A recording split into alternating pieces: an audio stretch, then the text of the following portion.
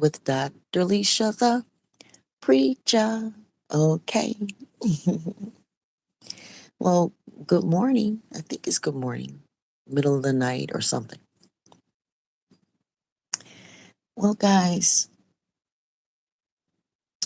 for whatever reason, whatever the reason, my entire life, really, you know, my entire life, really, family, like blood family, the people that I come from, boyfriends, lovers, husbands, friends, just people in general. My entire life, people have hurt me, molest me,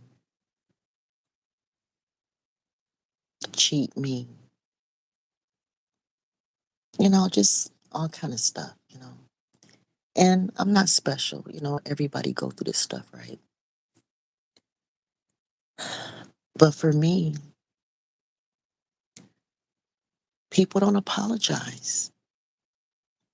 I've lived a life of people hurting me and don't apologize. Now, have people said, I'm sorry, through my life? Yeah, people have said, I'm sorry. But no one's ever really meant it, you know? No one's ever really meant it. No one ever really changed their behavior or, did anything to follow through on their apology. Never tried to fix anything. They just do they dirt, say, I'm sorry, all fast and cheap. And then I just have to go on with all the hurt and pain and allow, Most High to make it okay. Because, you know, and because I don't like being treated that way, I've always been the one that apologized and maybe over apologized, trying to compensate for all the lack of apologies in my life. You know what I mean? So last night, I talked to someone that I had a relationship with, a fairly brief relationship, nothing too long, too heavy. But at the end of the day, they were another person in my life who basically, took my love, took my support, and then said, psych, I don't really want you. You know what I mean?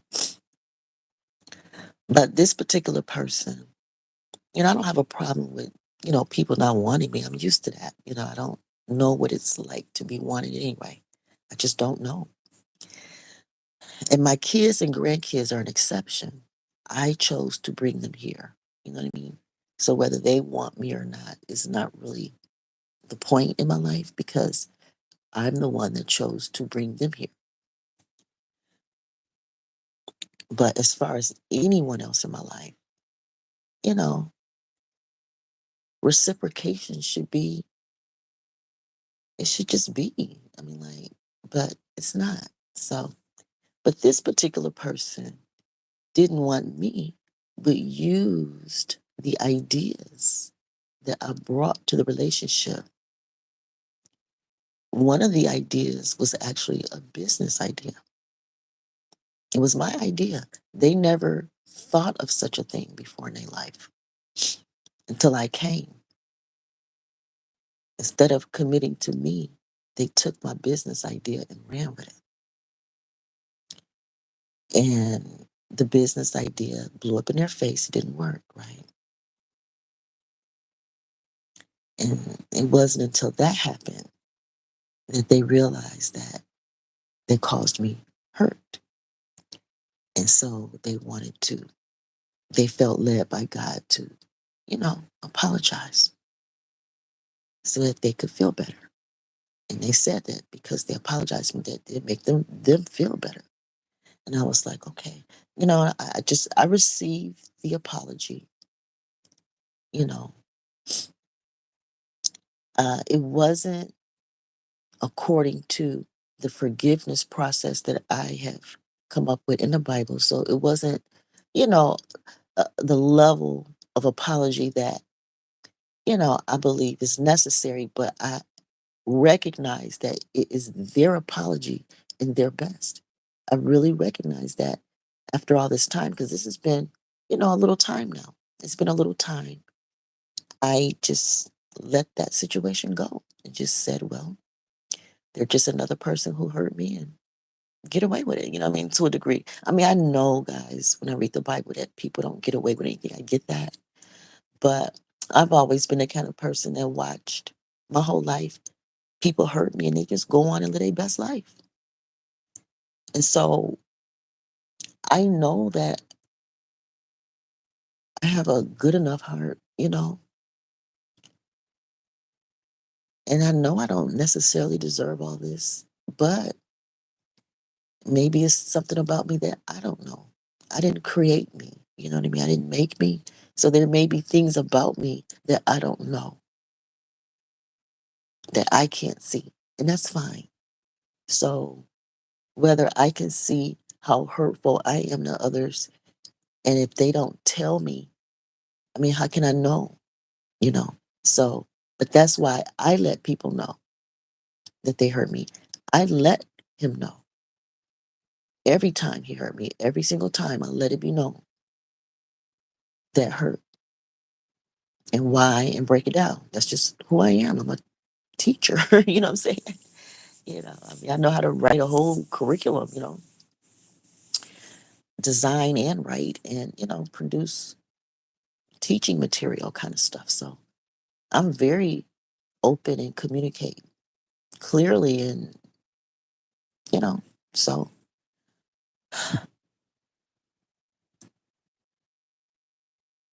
here it is, a sincere apology that I can hear. I mean, I heard the sincerity of the apology. I felt it, something that I, I'm, I don't have memory of, anyone sincerely apologizing to me.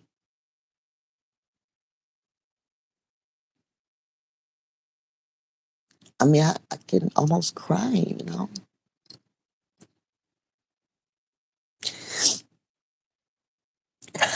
It's like I didn't even think I was worthy to be apologized to because I've lived a whole life with family and friends, people who s- supposed to love me.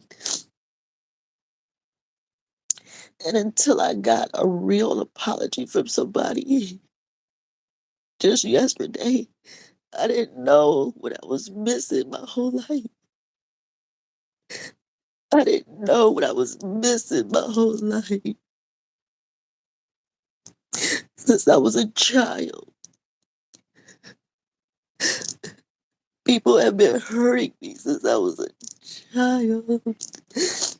And, and they just don't care. They don't care about me. But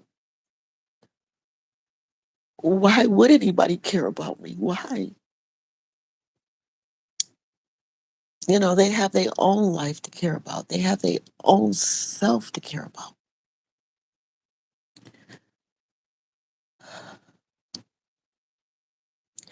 But one real apology for the first time in my life, it just made me realize what I've been missing my whole life. And I'm not saying that I have been innocent and have never hurt anybody. I'm not saying that. But whenever I know I've hurt somebody or somebody let me know, that I hurt them. I do sincerely apologize, and sometimes I over apologize. I know. And the over apologies, it only comes because I've lived a whole life of no apologies. People just get to molest me, rape me, steal my husbands, and all kind of stuff, and I get blamed. How can I get blamed for my own molestation? How can I get blamed for people cheating and lying to my face? How can I get blamed for that? But it is what it is. I've had to live that way. I've just had to eat all that and just take it.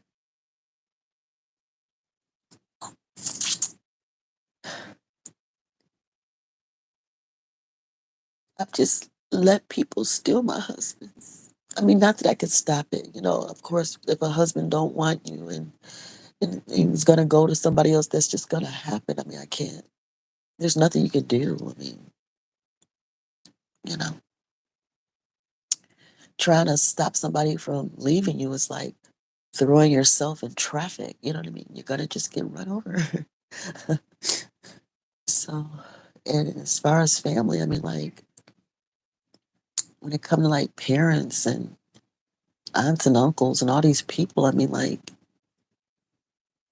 if they just want to molest you and turn you out in the street, there's nothing I could do about that. And I was a child. I mean, I couldn't take care of myself. I had to depend on family. And if they felt like I was just a trash can for three uncles to just piss all over me for 6 years and act like I don't deserve a real apology or no compensation or nothing, then I mean, how could I control that, guys? There's nothing I could do.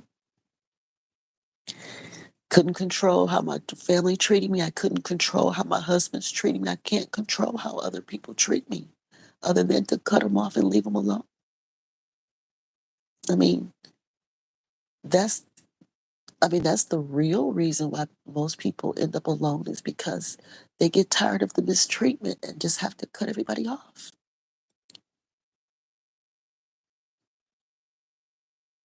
So, I know relationships are a two-way street. And the only thing I can continue to do in my whole life is just keep apologizing to people. I want to apologize to my parents for coming too soon. They were teenagers, and despite their choice to have sex, I came too soon and created this unwanted thing in our world. I just wasn't a wanted child. And because I wasn't wanted, I was allowed to just be raped. I was allowed to be raped, like basically my whole childhood, because I was born too soon, conceived too soon. You know what I mean? Not born too soon, but conceived too soon. And I'm sorry to my parents. I'm sorry that I was born. I'm sorry I ruined your life. And I'm sorry to my husbands for not being the kind of woman that y'all wanted. I'm sorry. And I'm sorry to the women that wanted them, that they wanted. And obviously, I was just in the way. All I can do is apologize to these women for being in the way of their husband. Well, my family don't have to worry about me no more. There is no relationship anymore. They don't have to worry about me. My parents, their family members, uncles and aunts, and all that. There is no more relationship. My mama's side, my daddy's side, none of the people. The only thing I have left from my childhood life are my ancestors, Cudjo Lewis, who I've never met, He's over 100 years old, way over 100 and some years old. But spiritually, he's in my life. And that's what I have. I have to accept that I'm just not the kind of person that people like. I'm just the kind of person that people use and throw away for whatever reason. And it don't matter who fault it is and all that. All I can do is just apologize for being conceived too soon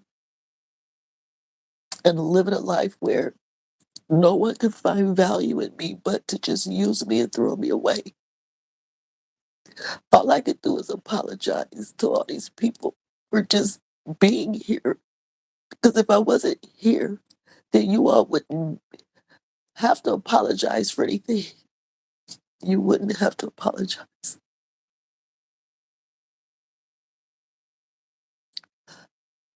So I don't want to have relationships with people anymore because I'm tired of being used and not being apologized to. I'm tired. And this person, I don't even know why they bothered to apologize because, they only apologize because God made them. And so after the apology, I accepted it. And I apologized for the stuff that I did, which I really didn't do much, but still, to him, I probably did. So I apologize for being impatient or whatever I'm guilty of. I apologize. And then I just have to, block everybody, just block them, to leave them alone.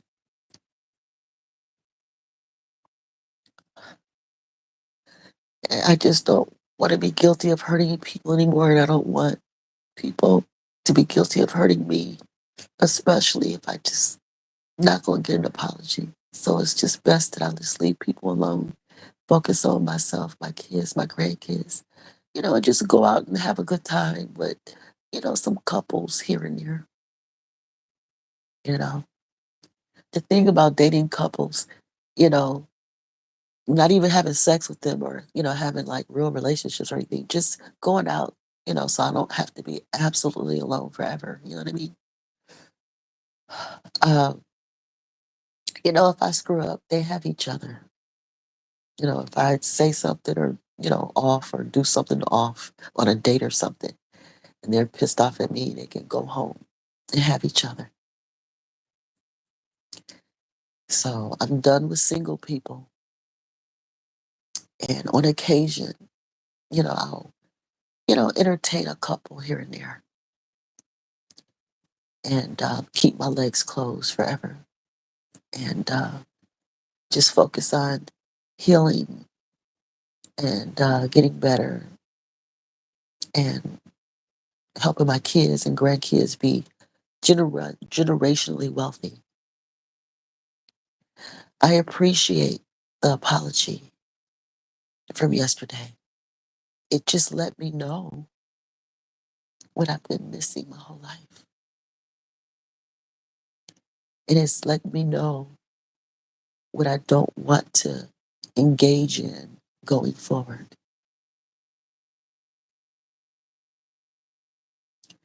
I'm thankful to have reached this conclusion in my life. I'm glad to at least just want to live. Just to want to live is enough for me. Just to want to live, to appreciate my own breath of life. And I will continue to apologize to people. But yeah, I will continue to tell my story of what happened to me too, because I gotta eat. I gotta be able to make some money, do something, you know. I know about limitations in the workplace. I have a lot of limitations. So,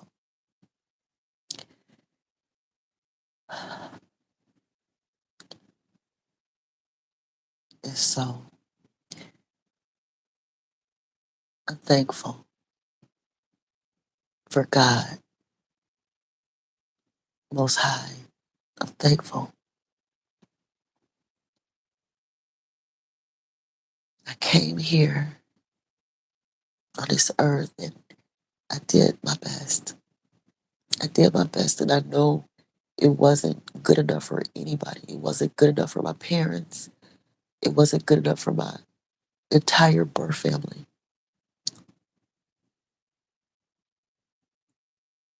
I understand.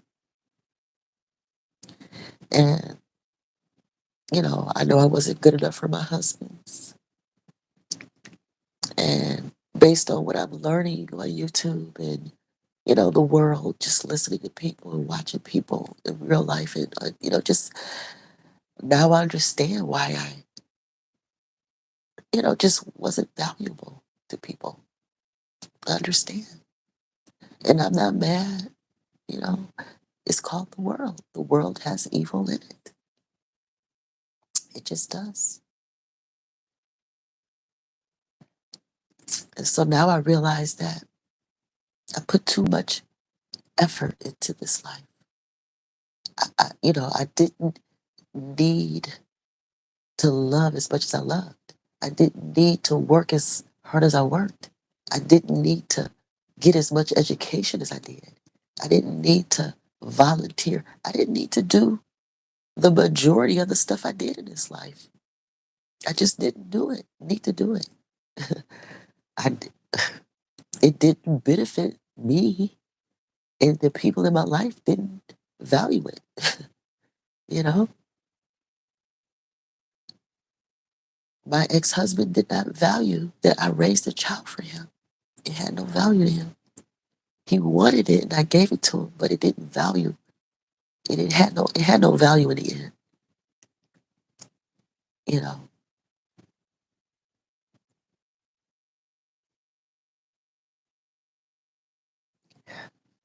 any woman could have did that for him.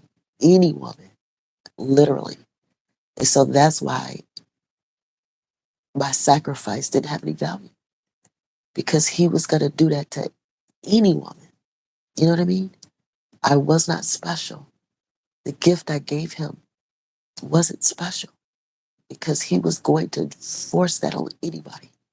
He forced it on me, and he was going to force it on anybody. And now I know that what I thought was so special and dear and a sacrifice, and it actually sucked my soul out.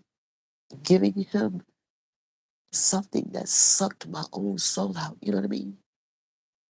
Didn't mean nothing to him. He was going to force that on any woman. I see that clearly. I know that. And I'm the one that have to live with that. And because I was so stupid, I didn't even get to go to my son's graduation, his high school graduation, nor his college graduation. He let the other women go. He let the other women go to the graduation of the child that I lost my soul for. I threw away my spirit and soul for a man that treated me like I was just some prostitute. I was just a prostitute, a married prostitute. So that's why I started acting like what? I started acting like the prostitute that my husband treated me like.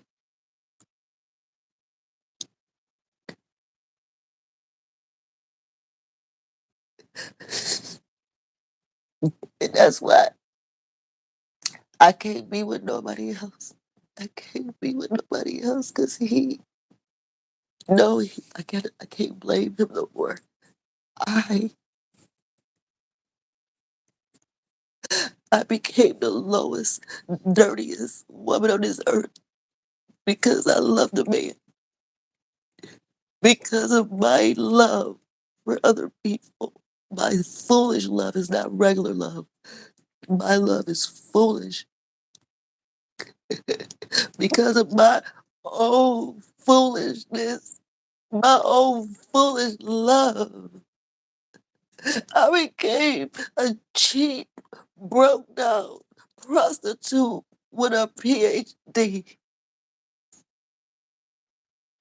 And that's on me. I can't blame my parents. I can't blame my husband. I mean, I know I do blame him, but the blame come out of pain, But he didn't. It's not his fault.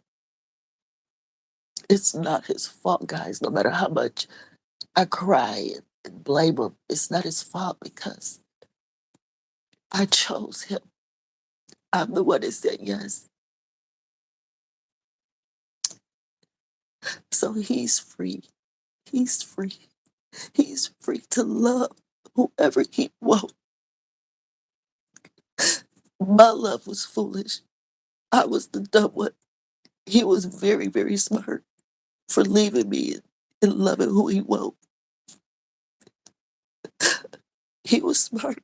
I was stupid. He won. I lost.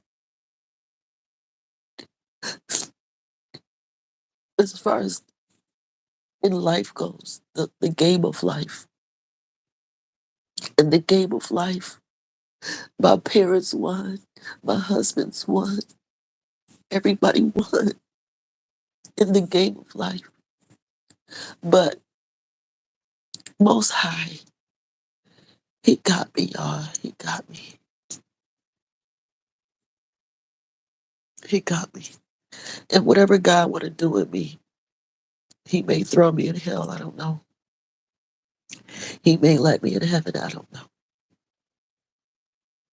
Either way, I take responsibility and I free everybody else. All my parents, uncles, aunts, all those people who I say did these things to me. And they did do them, but they're not at fault. They're not at fault.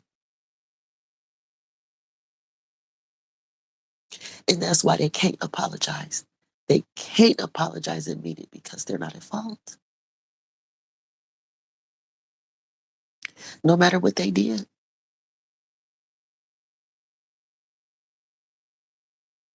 And so I have to accept that. And I have to free myself because I'm not at fault either. I'm not at fault either. We're all just doing the best we can. And I have to accept my own foolishness. Just because I was a molested child was not an excuse to marry people who didn't love me. You know, I can't use anything as an excuse because when people lie to you, just back up. I didn't have to stay in marriages that broke me down to nothing. I didn't have to do that. I did that.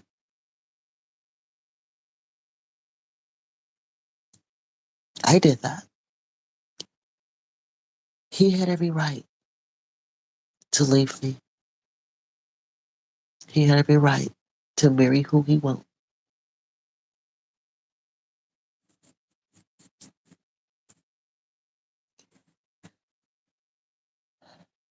So I understand that when men say women just need you to shut up and sit down somewhere. I've made over 4,000 videos on this channel trying to express myself, trying to explain what happened to me and how I feel about it. But at the end of the day, it don't mean nothing. It really don't. At the end of the day, we all are born and we're going to suffer and we're going to die. And there's nothing no one can do about it.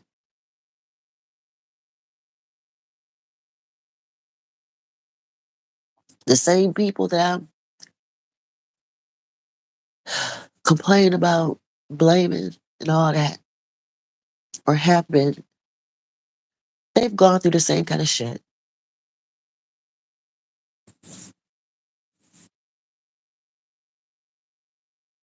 So that's why it don't make sense to complain. That's why when men say just shut up, we probably do. They can rape us, rob us, do whatever they want, and we just need to just shut up. Because we women don't even help each other. As much as we complain about these men, we don't help each other. So it is best to shut up. And if an apology comes, even if it's years later, great. It'll come. But it ain't worth holding your breath for. Don't wait on it. That's for sure.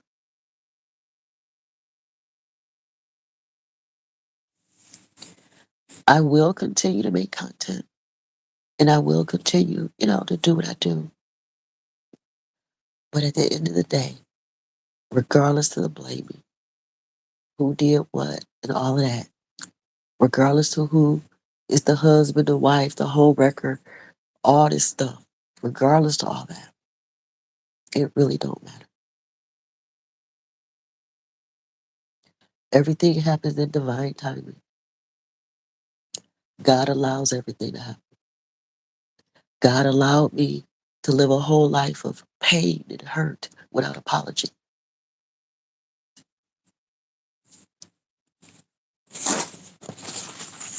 He allowed it.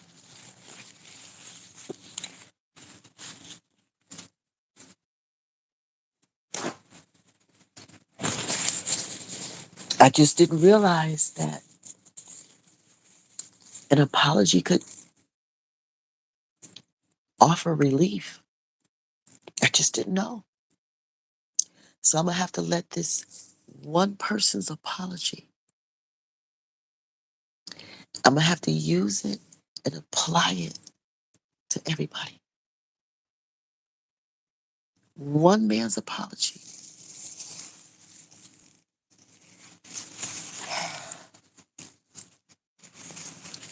And even in his case, he had every right to take whatever I gave him and do what he wanted with it. I was the fool to give it. I was foolish enough to give love, give ideas. It don't matter if you legally married to somebody or not, guys. I was legally married to somebody. And he just took everything I had and just pissed his shit on it. So congratulations if you were legally shit on versus not legally shit on. Congratulations. I can tell you it don't make a difference either way. Shit it on is just shit it on. So I am thankful for the apology, but there will never be a relationship again, of course. But I appreciate the apology, and I'm gonna use that apology everywhere because I know all these people from my past are not gonna come giving apologies. It's just not even necessary, you know what I mean? But he said that it made him feel good to be able to do it.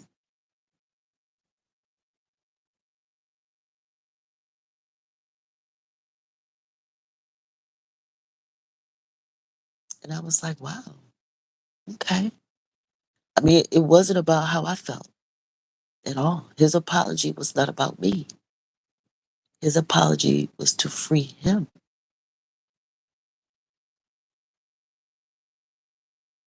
I didn't even realize he thought he did anything wrong.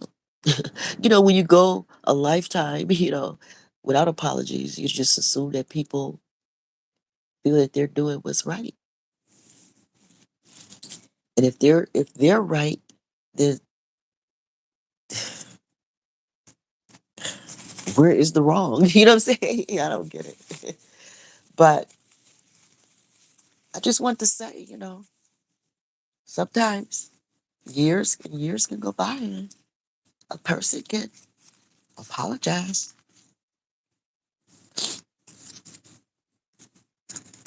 and wow, all I can say is just wow. I'm not used to it. I'm not used to it. I've had women take everything from me. My husband, my resources, laugh in my face. And I didn't argue with them. I didn't do anything. What can I do? If your husband let people in, I mean, what can you do?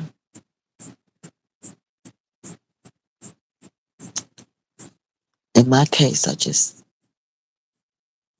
kept being a wife and mother, being the best person I could be.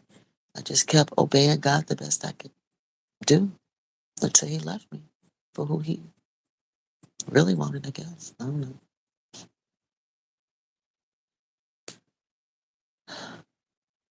I'm 55 years old and got my first real apology. And I don't even know what to do with it. I can't even fully enjoy it because I'm not going to have a relationship with the person afterwards.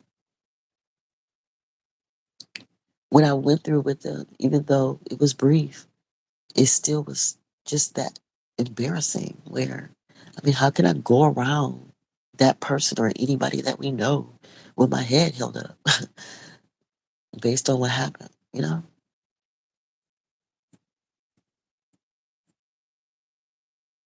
So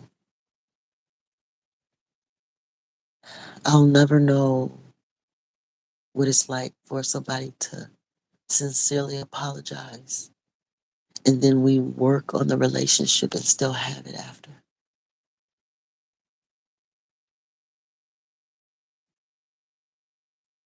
There's just a lot of stuff that I just, even at my age, just did get to experience in relationships. Even though I was married 32 years, I mean, I was married 32 years and I can't say that. I mean, my husbands didn't want me. I mean, they never wanted me.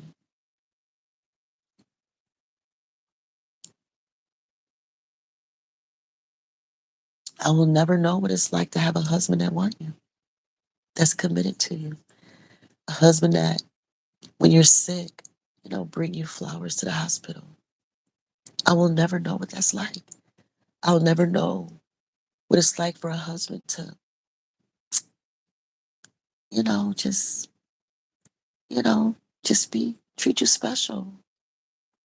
I've never, I won't know what that's like. All I did was work, work, work, work, work with very little reward.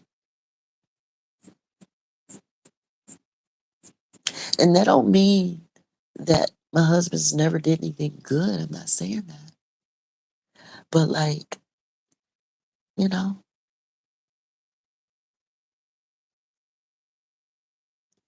I never even was given a birthday party in 32 years of marriage. No husband ever gave me a birthday party or gave me flowers when I was sick in the hospital or even when I gave birth to babies or even adopted kids for my husband. I didn't get flowers or take it out to dinner. I just wasn't treated special. I just was expected. They felt entitled. My husbands felt entitled to me.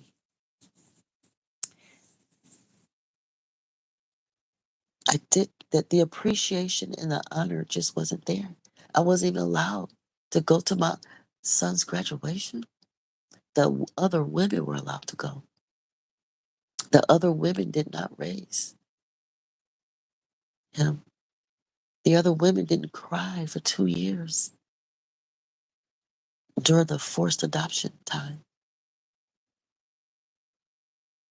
The other women didn't teach him to read and write. tell time, tie his shoes. They didn't cook all those meals and they didn't buy his school clothes. But they are the ones that got to go to his graduation. When you're the hated woman in a man's life, when you're the woman he don't want, whew, Lord, twice. It happened to me twice, guys. That's just how foolish I am.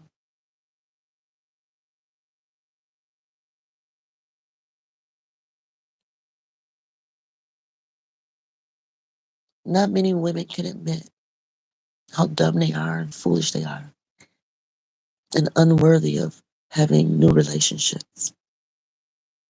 I don't even want to put myself through it or nobody else through it again. I don't want no other man to be guilty of cheating on me. If I'm not with you, then you can't be guilty of it.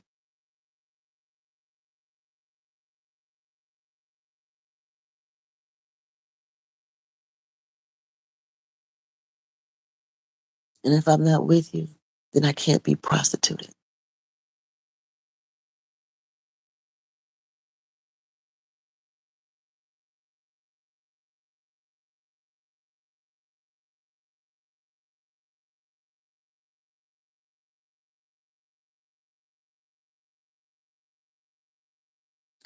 But one thing that apology did do was confirm that I'm doing the right thing for me. I'm doing the right thing by loving myself, continuing to heal, focus on my children, my grandchildren, and just go out and have fun sometimes. You know, go on my vacations, learn how to financially care for myself by myself. You know, of course, most high is the provider, of course. He's the provider, but he uses us to get the work done, you know?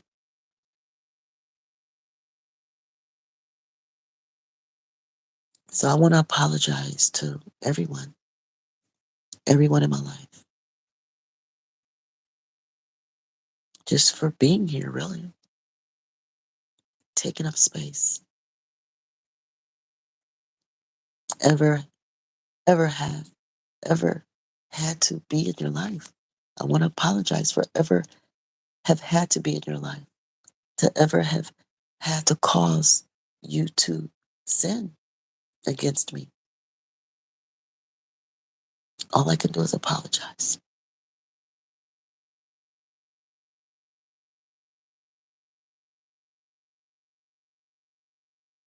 and accept the fact that I may never get an apology from you, not a real one. Now that I know what a real one sound like, now, you know, now that I know what a real one feel like,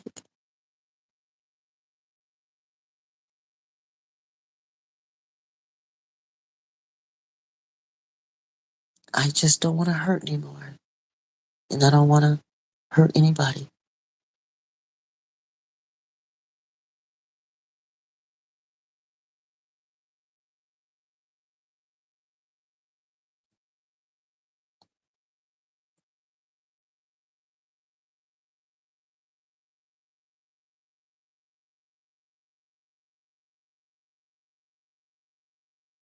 Thank you all for listening. Be prepared for unexpected apologies. And also know, just like I do, you have the right to speak. I know life would be easier if we all would just shut up. Life would be easier. I wanted to stay quiet. I wanted to stay quiet and just die off. I tried really hard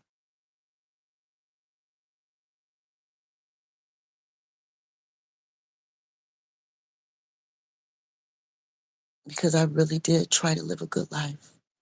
I really did try to shine here on this earth. I really did try.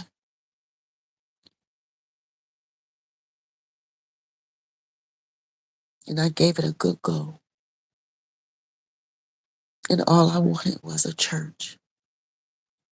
That's all I wanted was a church. And to co-pastor it with someone who loved the Lord. But obviously that's what I wanted. And no one else wanted it with me. No one else in my life wanted that with me. So unless God himself just absolutely got to have that through me, that's the only way it's going to happen. Because there's no one else in my life that's going to, pursue it with me. So at this point, it's on God all the way. I mean, I'm here and I'm being obedient. I got the pastor's, church furniture in my basement and all that stuff. I'm doing my part. If other people don't show up to do their part, then there's nothing I can do. There's nothing I can do. I can't force other people to do, to obey God. I can't. I'm just going to keep obeying him to the best of my ability. And that's it. And stay out of people's way. Stay out of people's way and obey him to the best of my ability.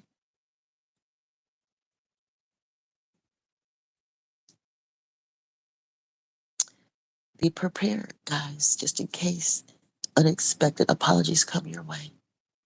And if you're not used to being apologized to, it may bring tears to you. It may.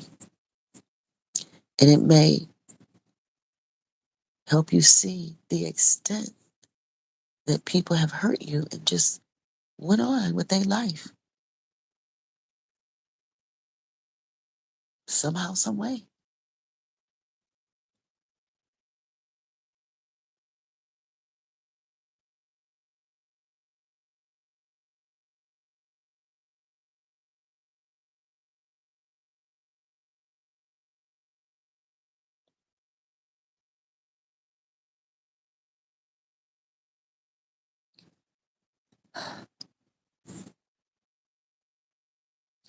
Being a believer, being saved, whatever these words mean, whatever they mean to you,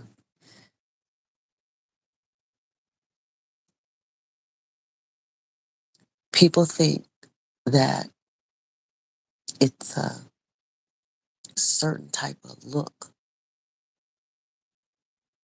It means you're happy and smiling all the time and, you know,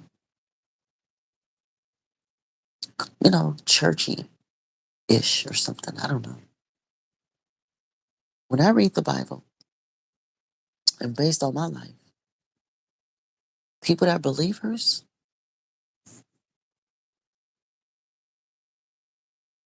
I just don't see where all this glamour and all this, you know, glamour and perfection come from.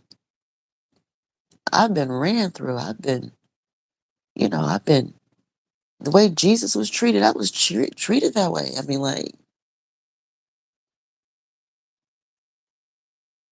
being a believer is a pick up your cross and follow Jesus type of experience. So people who walk around in three-piece suits and a bunch of money and smiling and acting all overly happy all the time, I just don't see how they make it seem like people that actually got spiritual warfare scars. You know what I mean? My arm is bandaged up and my leg is broken. Yeah, whew, I just live a different believer lifestyle. My believer lifestyle is more military and hood and, dodging bullets and, you know what I mean? I don't get to have expensive high heel shoes and expensive, suits and stuff. I don't get to drive a Bentley as a believer. My believer is people stealing from me, cheating on me. You know what I mean? I'm getting raped and robbed, all kind of shit. That's the kind of believer journey I'm on. So I want to get in the line where you get drive Bentleys and you know what I mean? If you have a bad day, people think it's because the devil after you. You know what I mean? I'm in the wrong believer line. I'm in the line where people really dog you the hell out and go to hell on like you ain't like they ain't do nothing to you. I'm being dramatic, guys. I'm being dramatic. By now, if you've been following my channel long enough, you know that I bring it all. I speak from the light side, the dark side. You know, I mix. I just bring it. The way it is the way it is. Sometimes I feel up, and sometimes I feel down. You know, sometimes whatever it is, I just bring it. Why not? What else are you supposed to do? What are you doing differently? How are you getting through this life not being real?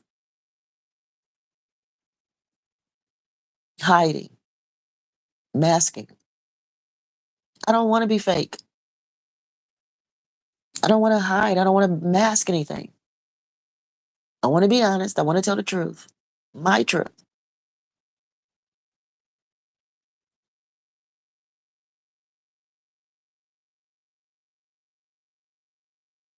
And people will say, well, there's only one truth. Absolutely. One truth that we all experience. Hopefully, we're all experiencing this truth. Whatever that one truth is, we all experience it. And your experience is yours with the truth. My experience is mine with the truth. And I'm telling my story. I'm testifying my way. You tell your story and testify your way.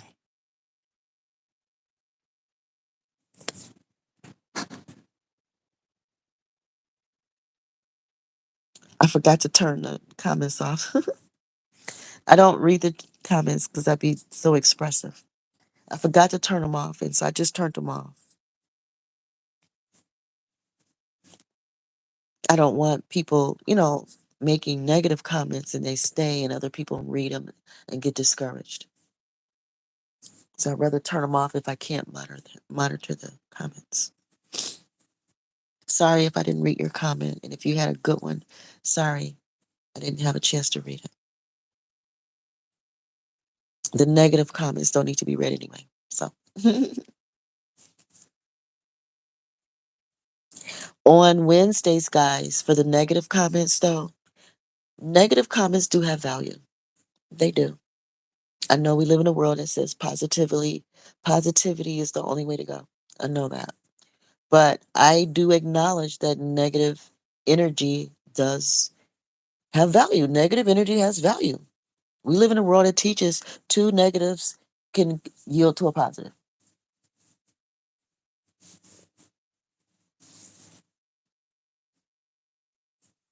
So, um, so on my channel, we deal with evil shit. We deal with negative comments, evil shit. But on Wednesdays, guys, it's cuss me out confessions on Wednesdays. So negative comments can be on Wednesdays. Okay. I don't mind being cussed. I've lived a whole life of, I lived my entire life being a doormat.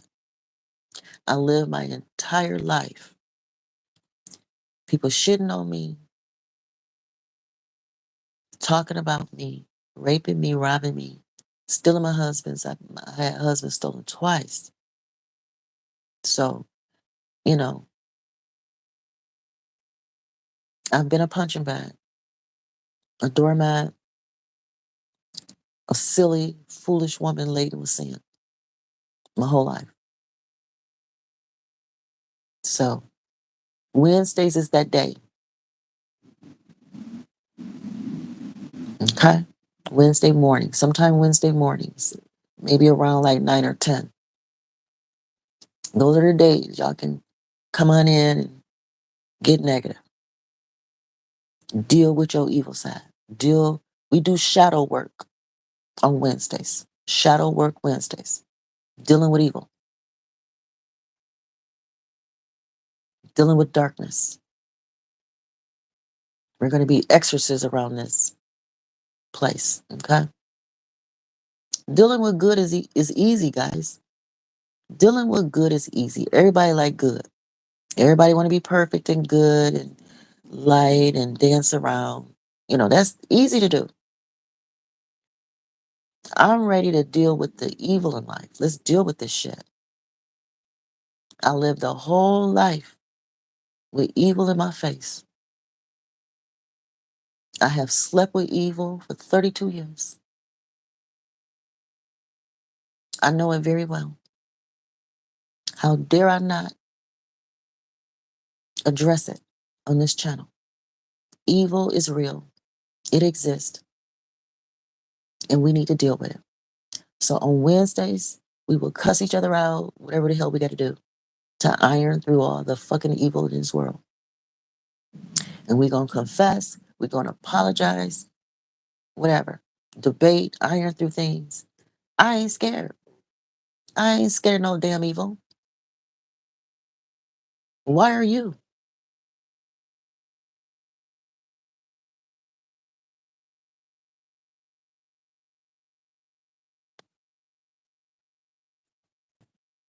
So, in order for me to be who I need to be moving forward, I can't be fucking around with people literally. I can't be having sex with people, y'all. I've been and killed somebody, lying and cheating on me forever. Oh, mhm. This is just me being crazy, talking crazy. All right, guys, so I'm done. Thank you for letting me vent. But yeah, I look forward to Wednesdays, guys. Yeah. I live my whole life being quiet, you know, not being quiet. I'm not a quiet person, but the quiet part of me was afraid to push back family, friends, and husbands because I was afraid to push back with my family, friends, and husbands and stuff because I didn't want to lose them. I didn't want to lose them, but I lost them anyway. I lost them anyway. None of my family on my mother or daddy's side, I don't have anything to do with them. And I don't have nothing to do with my ex-husbands. The first ex-husband, we don't have bad blood. We don't have bad blood. We good. The blood is good. We just don't have a relationship. You know what I mean? And then the second one, there's just nothing good there except for that pastor. Pastor Newbie is on my team. He's the only good thing that came out of that marriage. The only good thing. Everything else was just a lot of hard work. A lot of hard work that I did not benefit from. I will not benefit from all that hard labor work. As far as I can see, of course, Most High, guys, Most High has all the rewards. He knows how to distribute them. Okay. I'm not taking away from Most High. But right now, today, you and me talking, I'm just letting you know that the pastor out of that marriage was the point for me. Everything else related to that marriage was his benefit. His benefit. The one thing that benefited me was Pastor Newby. And I love him and I know he loved me. He proved his love to me while he was alive. While he was alive, I didn't really know who he was to me while he was alive. I knew I knew, he was important to me, but I didn't know who he was to me.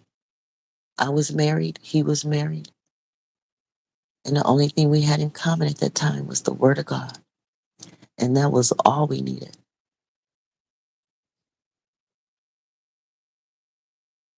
And I'm thankful for that. So the majority of my life has been a spiritual life. That's all I know is spirituality, really. Because in my natural world, it was just so much pain and suffering in my natural life between natural family and husbands, and friends and stuff.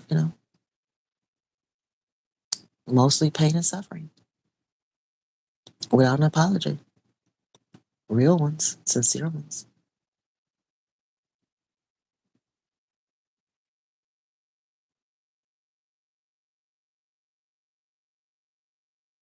Now I know what it feels like to be apologized to. It really does make a difference. It really does. It would be nice, though. It would be nice to have someone from somewhere, to apologize. Whether it's me, it could be me. Maybe I did something, wrong to somebody and I forgot. Maybe God can bring it back to me and I can go back to that person, apologize for hurting them, whether big or small. And then that person say, I forgive you. And I want to actually maintain a relationship with you.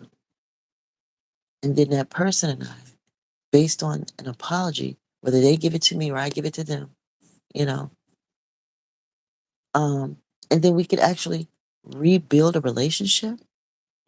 If I can get that experience in this lifetime, that would be kind of cool. I don't see it happening. Nobody in my past, I don't see them having that kind of heart. I don't. I mean, but at the same time, I'm shocked to, get, to have the conversation I had last night. I'm shocked. I, I just knew that person was just going to be one of those people that just did what they did and moved on, act like, hey, get over it. Get over it. Just get over it. So for this person to apologize and mean it, even though it would have been nice had they broke down what they were actually apologizing for. But I took what I could get. I took what I could get because it was real, nonetheless. It was real.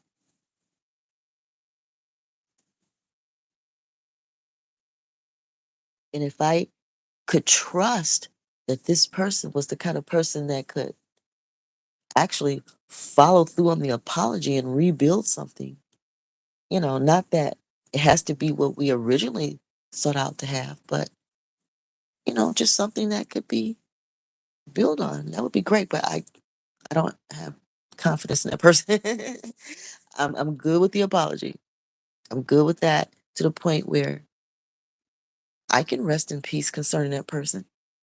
And they said that they felt good just to be able to apologize. It made them feel better. And because I actually believe that they're sincere,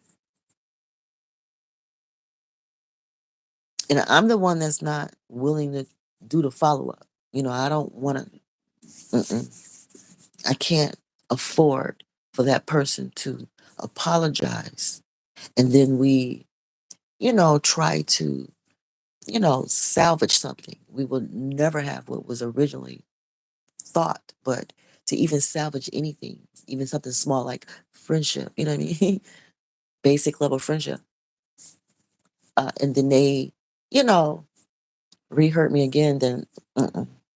I don't want to risk that.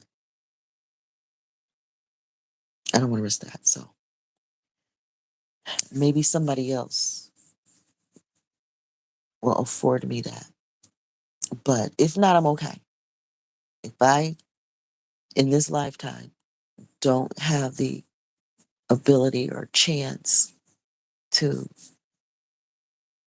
actually repent with a person and rebuild a relationship based off the apology, repentance, or whatever, hey, it is what it is. At least I know such a thing can exist.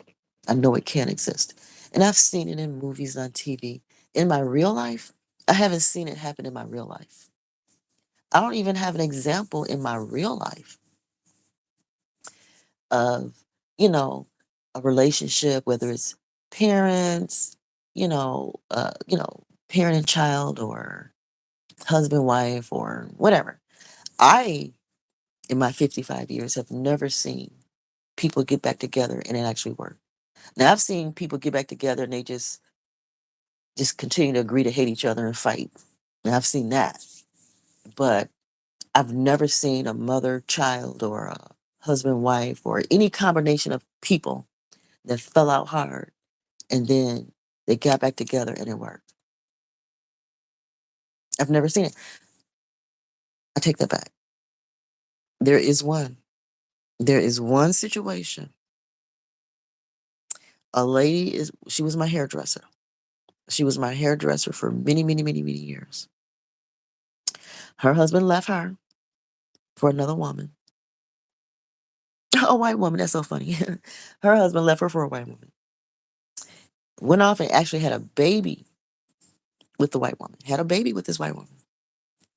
Now they were ministers. They were ministers in the faith and everything. He leave his wife and kids, go be with this white woman. The white woman was a drug addict. This one was on drugs, living a street life. He left his, wholesome Christian woman, a woman doing everything right, so to speak. No one's perfect, of course. Everyone makes mistakes. But as far as, as good of a wife could be, this woman was it and beautiful. When I say this woman was top of the line, gorgeous sister, oh Lord, if I had the money, but I didn't. So anyway, um, she he went off with this woman, had a baby and everything. Of course, he just couldn't stomach it. I mean, you've lived a righteous life for a long time and now in the slums. What? Um, he and the white woman end up in court, custody with the kid and all that, and whatever. Ultimately, he went back to his wife because that's where his stability was. She know how to run a home, run a church, she know how to, she's a good woman, period. She actually took him back. She took her husband back, had to help him raise that child, you know, helped him raise the child. Eventually, the white lady got herself together and, the child went back to her. Um, I didn't really follow, I didn't keep her as a hairdresser, so I don't know the quality of the marriage after that. I don't know what happened after that. I just know they got back together. So, like I said, people do get back together, but I don't know how successful they are at getting back together, you know? So I just know that she told me about it and she shared her story and I was just floored, floored. I'm like, oof, oof. But, but here I go, all these years later, my husband had left me for some white woman and, you know, and, it is what it is. So, like I said, I don't know any people that get back together and it works. So, I don't think that's going to happen to me in my lifetime. I'm not talking about husbands or anything, but just with friends, family, none of that. I don't see it. Although I'm shocked to have experienced what I experienced last night. I'm shocked. I'm like, wow. Mm. And I'm happy it happened. I have closure with that person. I don't have to be cockeyed with that person no more. I don't have to be cockeyed about it. We may never see each other again, talk to each other again, but it won't be because he didn't apologize. It won't be because I didn't forgive. I've been forgave. Forgiveness is not the problem. It's the What can we do to fix it? It's the fixing. People will say, I'm sorry, but then they don't want to fix nothing. And I already know this person's not going to fix nothing. There's nothing to fix, really. The only way there's anything to fix in this particular case is if we continue some type of relationship on any level. And I'm not willing to do that. I'm not willing to do that. So the apology just has to stand as an apology without the remedy.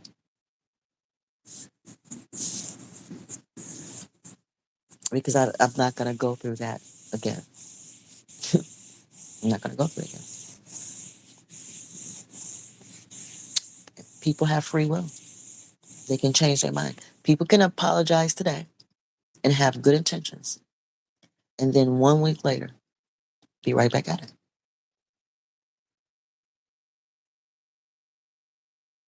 And guess what? It's your dumb fault. I won't say you, me. When I'm in that situation, it's my dumb fault. It's my dumb fault. If I give people chances and chances to hurt me, even after an apology, that follow me. And those are things that I'm learning. And it's not that I didn't know this stuff before. It's just that when this marriage, just threw me all in the streets, and I have to relearn everything again. I have to relearn how to be socially appropriate. I lost all socialization, really, to a degree. Not like absolutely all, but you know what I'm saying, guys. I'm at the point where I don't desire relationships anymore. I prayed it away. Actually, after that last relationship, I just prayed it away. God, take it away. Because the love I have is not valued. Don't let me waste it. Save it. Save it. Take desires away. Help me close my legs. You know, put some boundaries on my heart. Put boundaries on my mind. Gird me up. You know, I got to be guarded. I can't just be all open.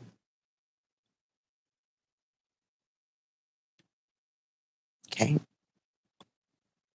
And I'm glad he did. And because he have closed me up some to protect me, now I can receive apologies. Wow. Without, trying to fire back,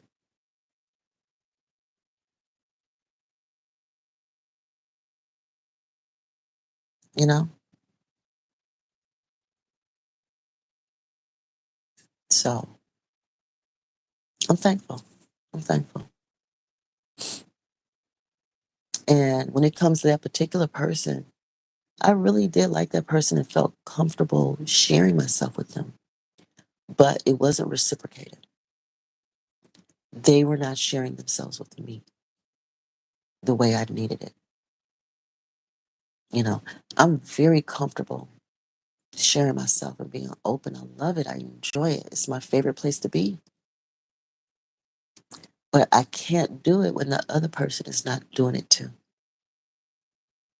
I have twin energy.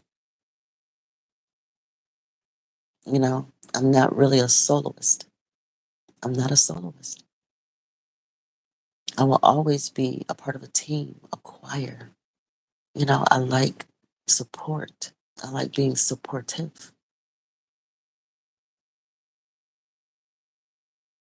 I'm a teamer, not a soloist. So it takes extra effort for me it just takes extra effort to be like guarded and safe. And, it's not even really me to be this way. I like being open and free and interacting and being social, but I keep getting wounded, you know? I've always been the life of the party and, the one to volunteer to get stuff going. Let's go. Let's do this, guys. Let's come on. Let's go. Let's start a church. Let's do an activity center. Let's start a school. Let's do this. You know, let's serve the community. Everybody, that's just me, bubbly. Girl Scout leader, school board member, I mean, like, this is just who I am. But for whatever reason, I'm going through a stage where, I'm being guarded. You know, I'm not allowed to just give myself away anymore like that. Whatever this means, I don't even know what all I'm saying. It could just be revolutionary stuff. I'm just speaking it out. What comes of it, comes of it. There you go. All right, so guys, yeah, it feels good to get apologies that are meaningful. It feels good. And I'm not used to it. I'm used to people just doing whatever they want and storming off somewhere. And I'm like, what the hell? Whoa. But now I'm able to stand up for myself and, you know, I've always stood up for myself, but now it is sticking. I'm able to stand up for myself and it's stick. People are starting to apologize now. What? I haven't done anything special. I haven't done anything that I haven't done before, you know? So that's how I know it's Most High. Most High is doing something. And I didn't realize that people can take years to apologize. I didn't know that. I mean, like from experience. I mean, I watch movies and see stuff on TV and stuff, guys, yeah. But in my life, people hurting me and apologizing and meaning it, that's new. I don't, I'm used to people just doing what they want to me and blaming me and acting like I'm supposed to just live with it. And I'm crazy for even bringing it up. I got used to being treated that way because they were family and friends. And so I said, you know what? I will treat myself better than this. All this good treatment I'm giving to people, and then they'll just laugh in my face when I'm going through something. I'm gonna stop giving my good treatment away to these people that don't appreciate it. And I'm gonna give it to myself.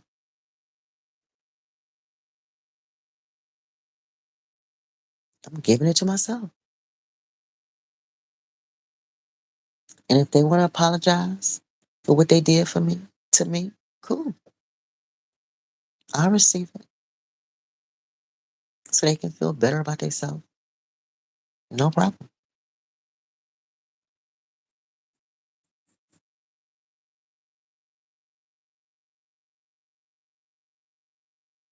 But I'm not giving up any more business ideas. But here on YouTube, I don't mind giving away my business ideas and all that. Take it, guys. Go use them. you know. But in a relationship, a person that I consider like husband material, you don't get to do that to me. You don't get to lure me in, squeeze me of my ideas, run off with them, leave me behind, but take my ideas and go and try to benefit. Okay, good luck with that.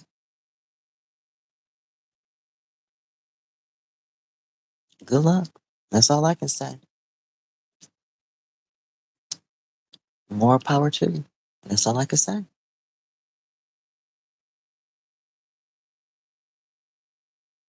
But God is good, and I'm grateful. I accept all the apologies. I will continue to apologize to people when I hurt them, you know.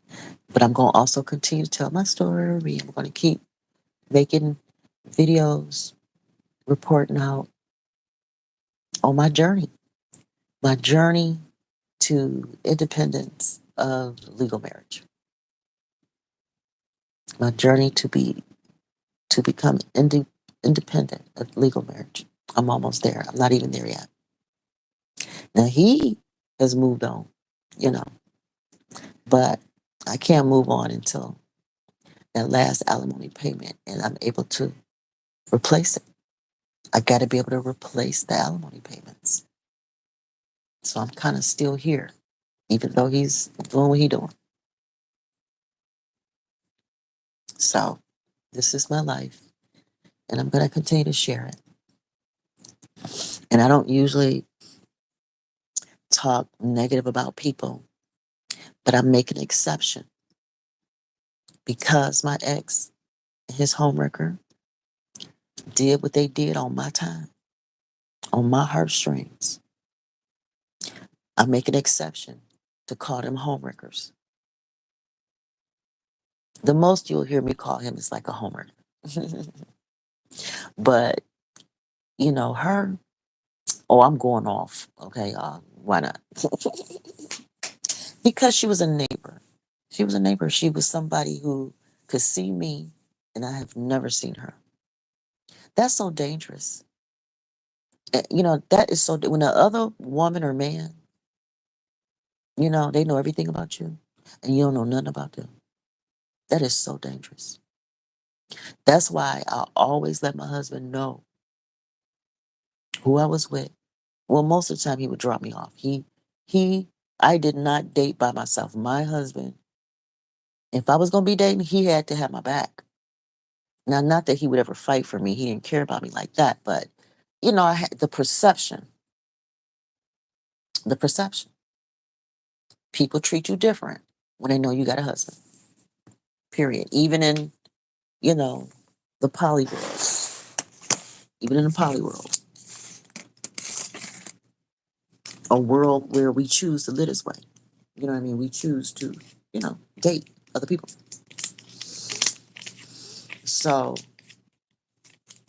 women with husbands, no matter what you're doing, even if you're dating other people, if you have a husband, it carries more weight too, than when you don't.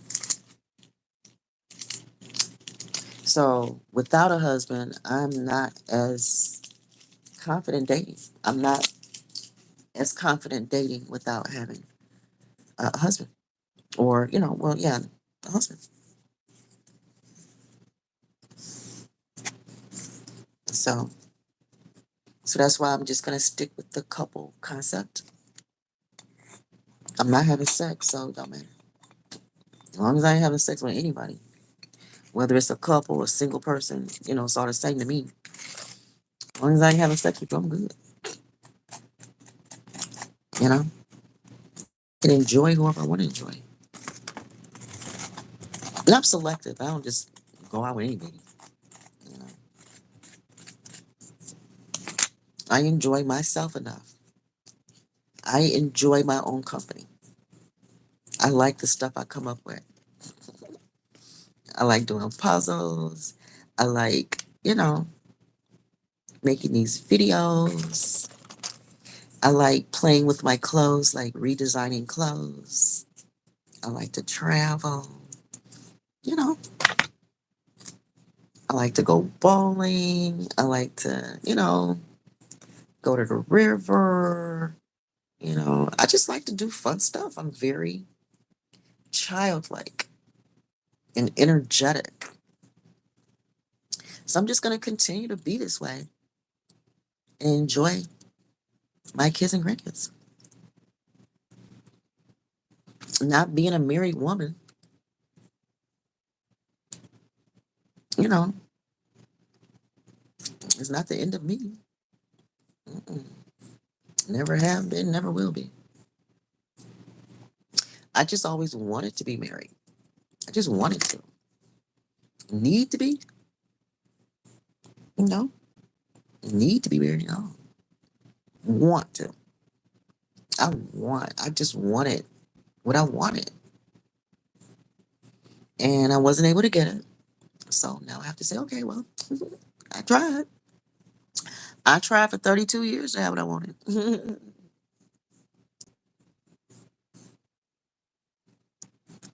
But apologies are good, guys. Receive apologies. Even if they're late. Even if they're late and you've been forgave a long time ago. Just because you still talk about something don't mean you don't forgive. You know?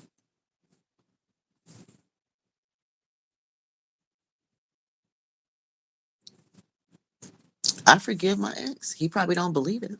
And it may not sound like I forgive. I forgive. Why not? There's nothing not to forgive.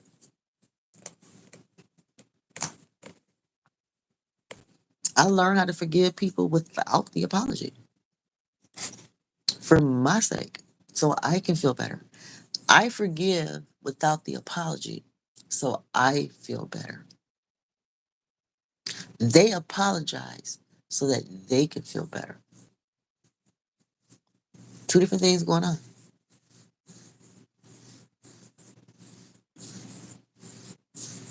And so, really, the apology to me symbolizes the person had time to realize that they were wrong. Maybe at the time, they didn't realize how wrong they were to you because they were benefiting from it, they were enjoying it. The only reason why it was a problem is because they were caught. The only reason it was ever a problem because they were caught. It was wrong to them at the time. I mean, to you at the time. You the one that was hurt. They weren't hurt at the time. They couldn't feel what you were feeling at the time. They just see you a person complaining about what they're doing. And they grown and they have the right to do what they want to do. But it took time for him to come around to see. And he had to go through whatever he had to go through. I don't even know. We don't talk like that. So he went through whatever he had to go through to be able to see in his own time, in his own way, where he was wrong when it came to me. And that's why an apology comes, a few years later. Now, I've been had to deal with it, you know. I've been had to deal with it and may still have to deal with it over time, you know. But they're just dealing with it. And just like I had to deal with it alone, they're going to have to deal with it alone.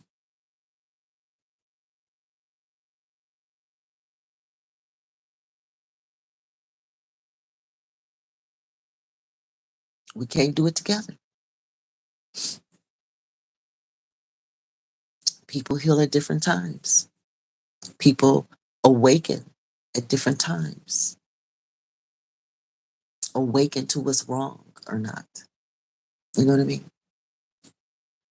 That's weird. I'm just now getting to experience this stuff, guys. At this age, it seems like I'm too old to just be able to experience and understand through experience this kind of stuff. I guess. I don't know. I don't have enough people in my life right now to know what's considered normal or not. I don't know. Right now, it's just me and Most High and my kids. That's it. All right, let me get off. I can't believe this has been over an hour. This has been an hour and 30 minutes of talking about an unexpected apology. So apologies are that rare? I didn't know. I had no idea that now I'm not talking about, somebody, accidentally step on your foot. They crossing you and they accidentally step on your toe. Now, oh, I'm sorry. Of course I get those all the time. But being cheated on, you stole half my pension, you know what I mean? You took my husband, I don't get apologies for that kind of stuff.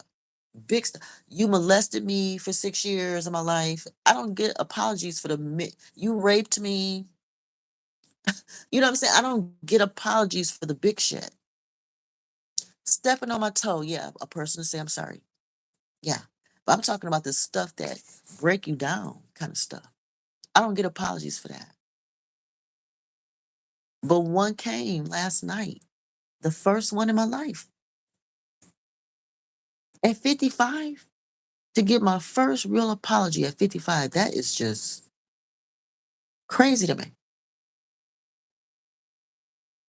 And I didn't even know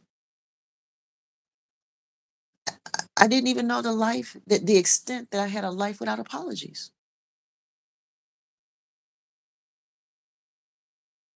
I didn't even know.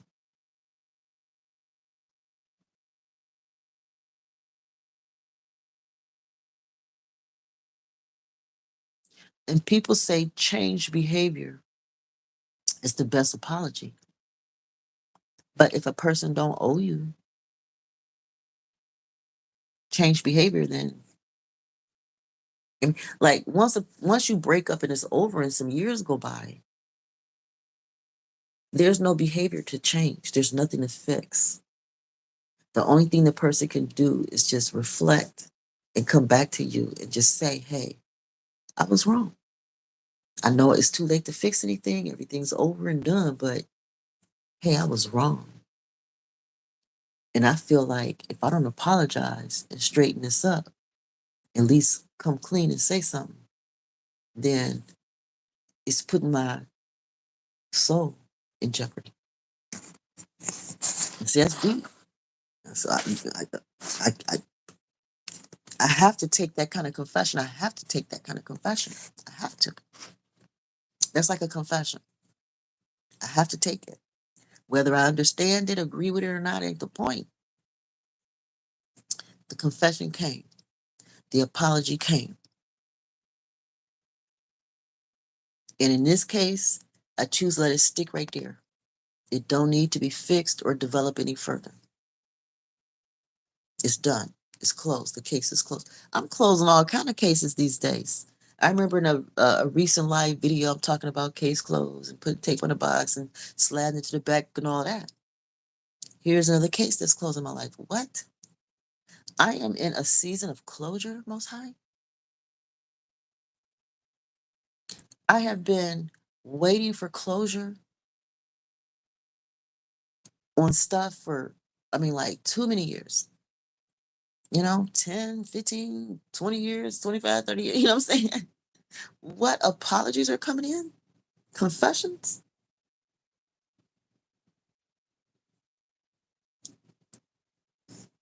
Hmm. Now, some confessions do require follow up. Some confessions can be just verbal, and then others require some work.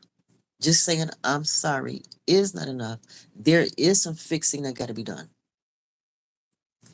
So, discernment has to be used in those situations.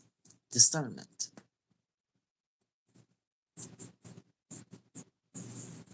Okay. All right. I like this. Cool. Hey. So, yeah. Yeah, yeah, yeah, yeah. Oh, God is good. God is good. God is good. Guys, I'm so excited. Mm, things are just happening, so fast. It's like stuff from the past, like all the hurt and pain. A lot of that is burning off of me. It's burning off.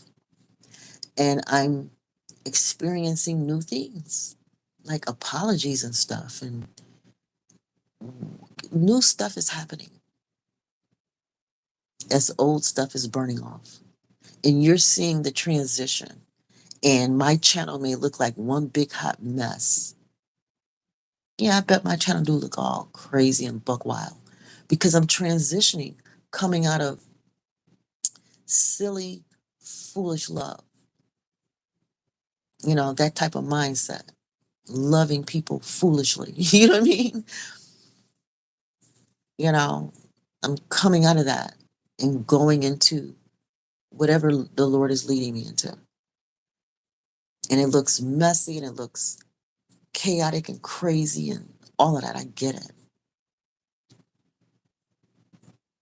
But I'm bringing it to you. I'm bringing it to you. And some of you will say, you are not a woman of God. There is no way in heaven or hell or anything that you are a woman of God. And hey, I ain't mad at y'all. I don't blame you for saying all that. I was pissed too. Probably more pissed than you. But here I am. Here I am. Are you a woman or man of God? Are you doing this kind of work, regardless to how you look?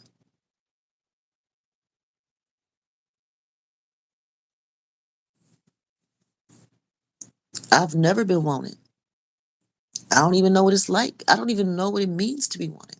I don't even know, guys. I have no idea what it means to be wanted on this earth. I was, conceived too early and ruined lives. Two men married me and left me for the women. I've never been wanted, so I don't even know what it means.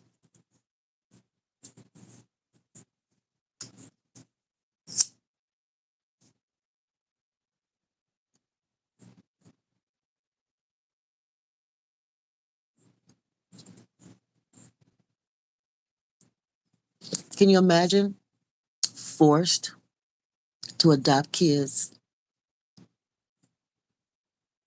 and no one ever adopted me? No one ever adopted and fixed me. I'm forced to adopt kids when I need adoption myself. I was forced to raise kids when I still needed raising myself.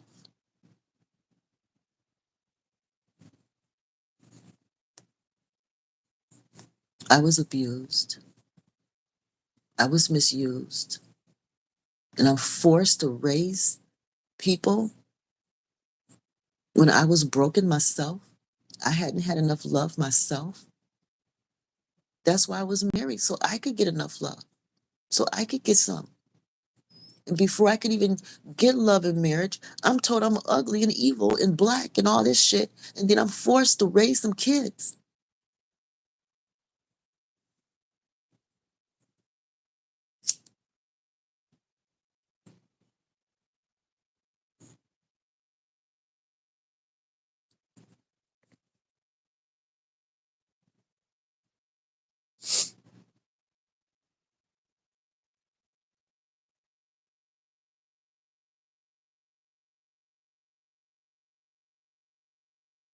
And now the whole world gets to mock me and laugh at me for failing when I never had a chance from day one. I never had a fair chance from day one. And I have to be mocked for the rest of my life for failing.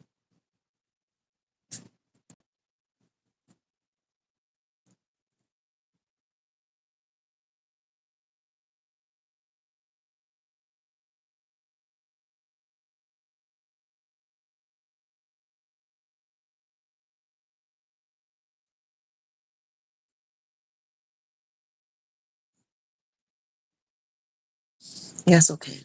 I'm used to it. I don't know life any other way. All I can do is look at other people's lives and admire it. Not be jealous, not be envious. I can't afford jealousy and envy. I can't afford it. The only thing I can afford to do is just admire people and make sure that I don't bring harm to them.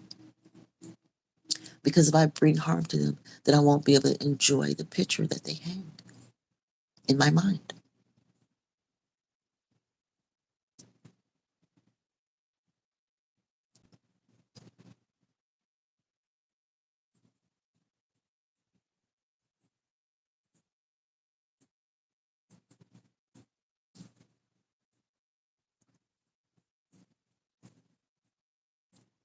All right, let me get off of here, guys. I love you all so much. Thank you for your love and support. Make good choices. Obey Most High. Obeying Most High is the best choice you can make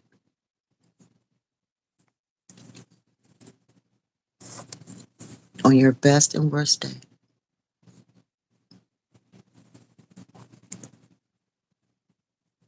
And I'm going to keep on apologizing to people. When I hurt them, I'm going to apologize. Apologize to them. But while I'm making this content, though, sharing my story, I have to make an exception for my, ex-husband and his new wife. I have to make an exception for them in order to tell my story. That's the only exception. Telling my story may be hurtful to them, but them sneaking behind my back and getting married was hurtful to me. And they never cared. They never asked my opinion. They never consulted with me. And you may say, well, they didn't have to. True, they didn't. And they obviously didn't. And this is the consequence of when you ignore people, like a whole wife that's been around for over 20 years. When you ignore a whole wife that's been around for 20 some years, this is the consequence. When you sneak and steal my husband behind my back, and I've been around all this time, your ass gonna be on blast. How can you not expect that shit?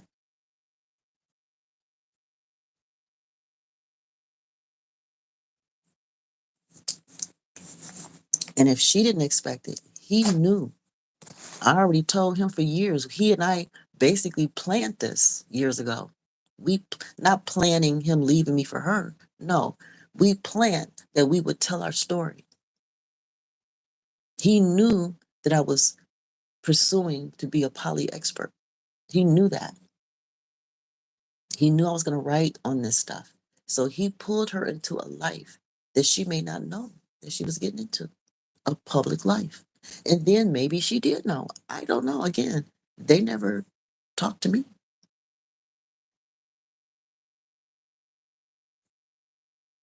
But whether this is new to her or not, that her life is going to be public, shame on him for not preparing his wife that their business would be all in the street. He's always known. And even when we were going through the divorce all online, I let our legal team know. Well, he had a team. I just had a woman representing me, but he had a team. And I let them all know in email, yeah, I'm going, the world don't know. I mean, right now I only got like 2,000 almost 2,000 subscribers, but to me, that's the world. I mean, it don't have to be the entire world, guys. But I am going to tell my story is the point. They might have been sneaking and sliding behind my back, but they can't silence me. They might have been working in silence against me, but they can't silence me. They may be secret, silent lovers, but I ain't keeping it no secret, and I ain't got a reason to be silent. She take $900 a month away from me. She will end up with half my income because of their sneaky ways.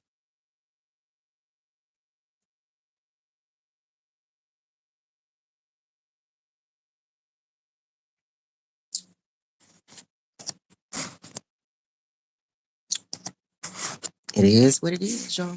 It is what it is. So, live the kind of life where people can't put you on blast like that. Live the kind of life where you can't be put on blast. If I did what they were doing, I would expect to be put on blast.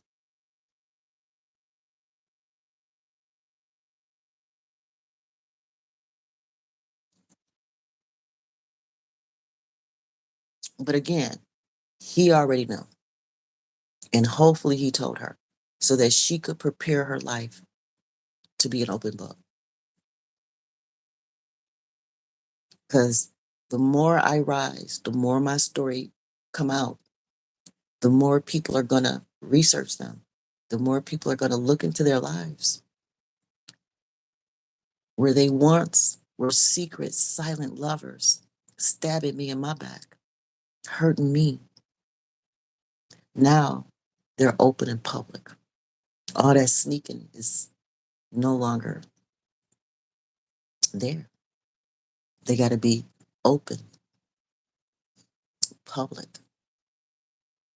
What's done in the dark comes to the light.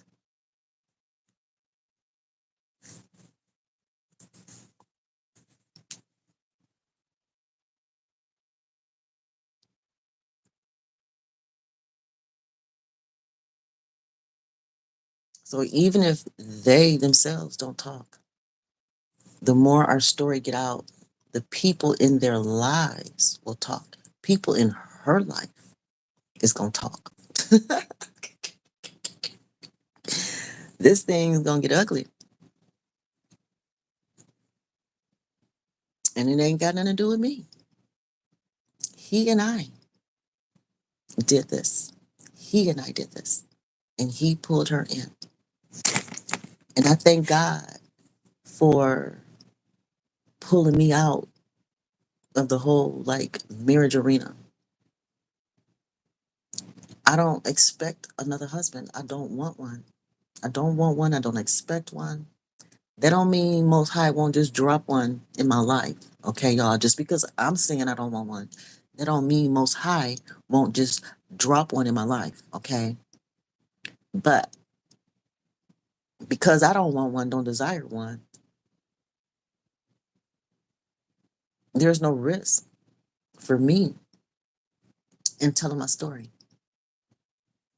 There's no risk. She stole my last husband. She stole my last husband. The Last Husband. Oh, that's a good book. She stole my last husband.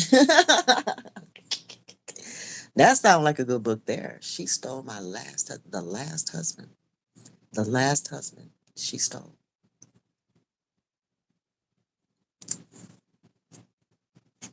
And I'm glad that, she a nurse. Um, I don't know much about this woman. This is going to be exciting as we all learn more about her over time. Um, you all about to learn about my husband's new wife along with me. She's a stranger to me. A stranger, y'all. As I learn, y'all gonna learn, okay? As he has to keep paying me alimony, for the next however long. I wish he would just get a loan and pay me off and be done. That way.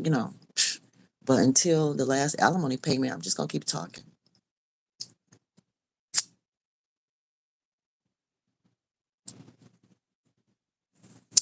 Trust me, y'all might be like, she's so vengeful. There is no way I could come up with this kind of vengeance, y'all. This gotta be God's vengeance. This is God's vengeance. It ain't mine. I'm not this creative. I wish I was. This is exciting.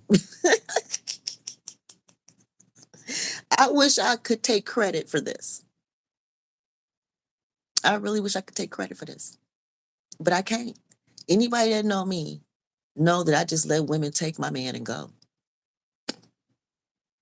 I don't put up a fight. Anybody that know me, hey, whatever, just take whatever you want, go, whatever. I've never been much of a fighter. I just let people do whatever. I've been a doormat my whole life. Y'all watching me stand up for myself for the first time, and it's God. This is God. It ain't me, because I don't care.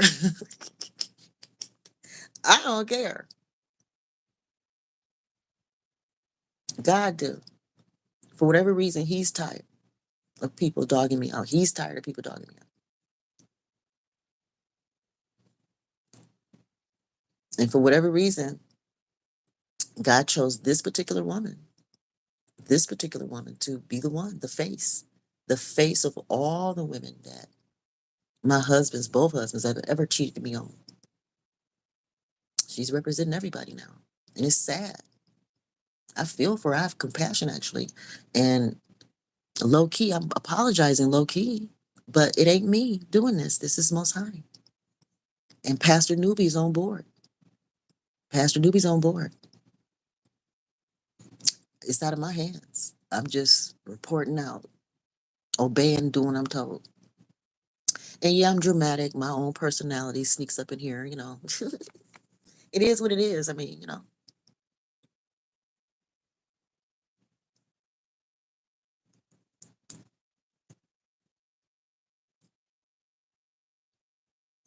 But yeah, they are the two. My ex, he in all his glory, and his new wife. They must be suited up and booted up and ready to go. They must be ready for whatever Most High is doing here. You know, at this point, I'm a spectator for real. I ain't got nothing. All I got is a voice. I ain't got no money. They got the money. They got the money. All I have is a voice. That's it.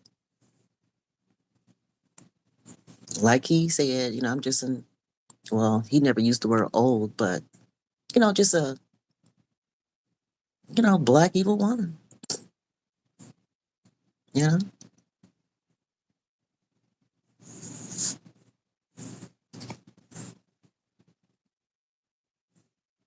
cool. Now we both know. I'm being goofy. I'm being goofy. All right, let me get off of this because I be tripping. Thank you all for being supportive of my channel, listening. I appreciate it. My channel is growing. I'm almost at 2,000 subscribers. I'm like, what? Who, me? Oh my goodness, me? Who is listening? You know what I mean? I can't see y'all. I can't see y'all. I don't know who y'all are.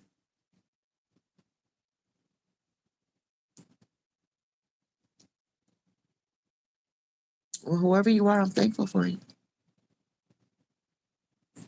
And for those who don't even like me and you still watching, I still appreciate you. If you're watching, you're getting something out of it, you know? And if you don't like me and you hate my content and, it rubs you the wrong way and all that, but you're still watching on Wednesdays, that's your time, you know? All you got to do is spend a couple dollars and you can just let it rip, go off on me, cuss me the hell out,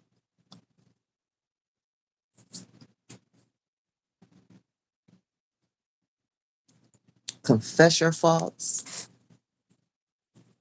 you know? Whatever you got to do. Let's get all of our evil out on Wednesdays, y'all. We're going to get our evil out on Wednesdays. If you watch my channel and you sense some evil, then Wednesday is the day for you to come and attack it. Attack my evil on Wednesdays, please. Help me get rid of my evil, y'all. Help me. I want only the tree of life to dwell in me.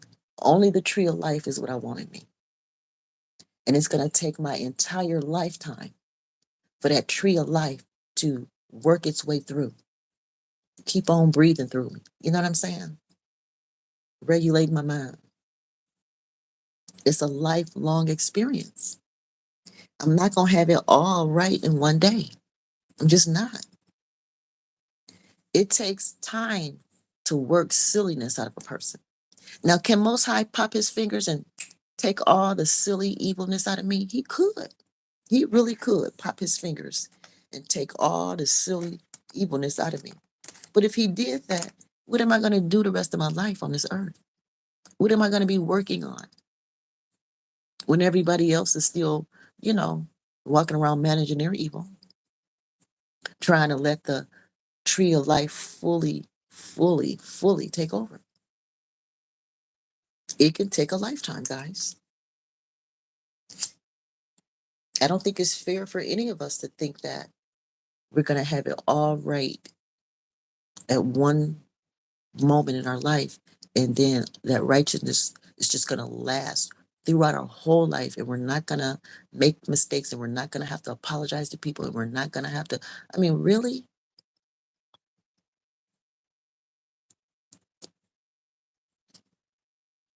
I know I'm going to make mistakes, and I know I'm going to need to apologize to people.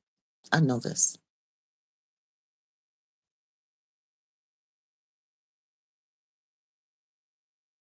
And what I've learned based on recent experience, some apologies may take a few years.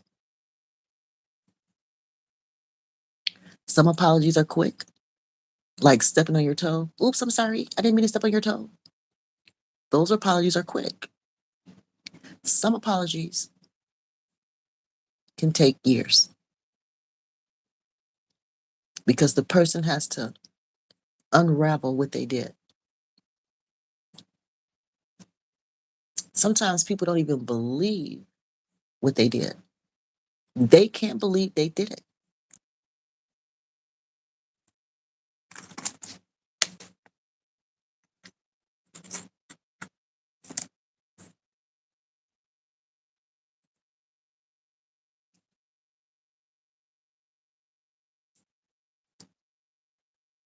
And when you're in disbelief of your own behavior, how can you apologize to somebody and mean it when you don't even believe you did it? You don't even understand your own guilt. You're trying to figure out, how did I even get here?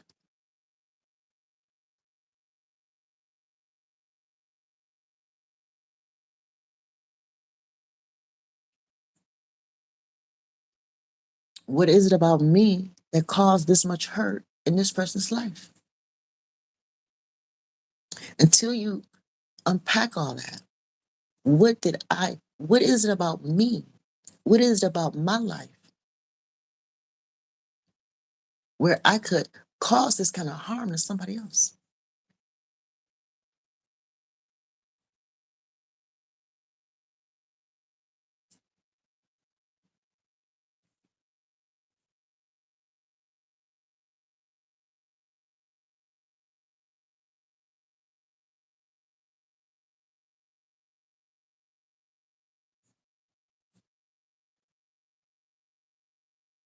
What I've learned about quote unquote rebound relationships, healing relationships,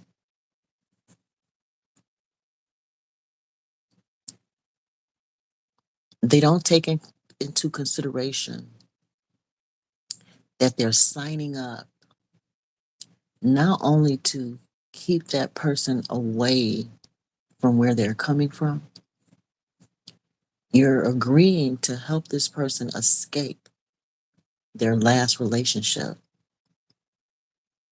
Okay. Not only are you agreeing to that, you're also agreeing to the healing that that person may need because of the damage of the relationship. You're agreeing to the healing. And that's the part you don't know. That's the mystery. The escape is exciting. The escape work, the home wrecking, the escape part of the relationship in these rebound, healing relationships, you know, the escape part is exciting because you get to sneak and be together and you're all smiling and happy and, you feel purposeful. You feel good and purposeful. But then when the actual healing starts, where the person has to admit what they've done and then start the process to try to fix what they did.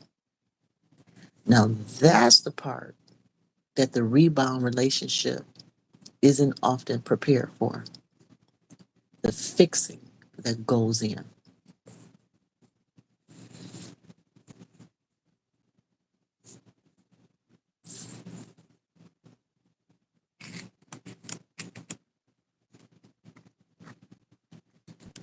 So rebound relationships, the danger in them, from what I can see and have experienced, is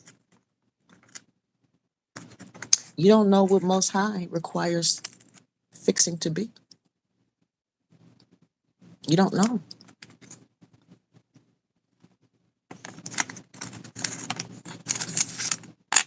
The escape plan may be a separate plan from the actual fixing plan.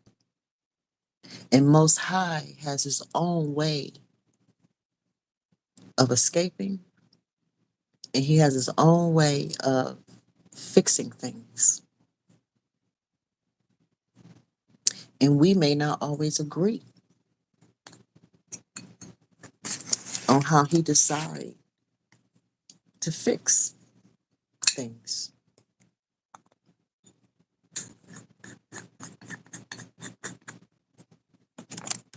And so sometimes fixing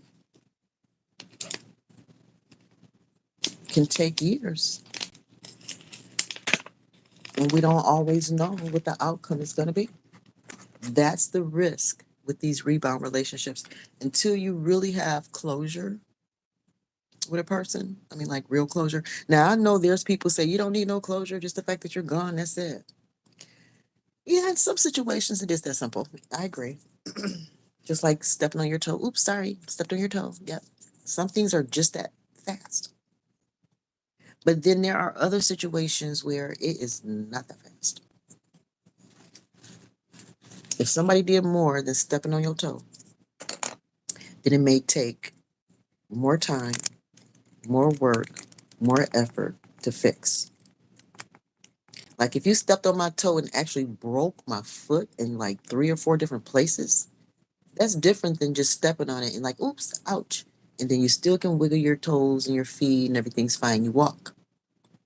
But if you stepped on my toe, my foot, toe, whatever, hard enough to break something, well, then now we're looking at a few months. And it may cost a few dollars. There's a greater inconvenience here. The fixing is just more time, more effort, more energy, more money. Sometimes it can just require more than originally anticipated.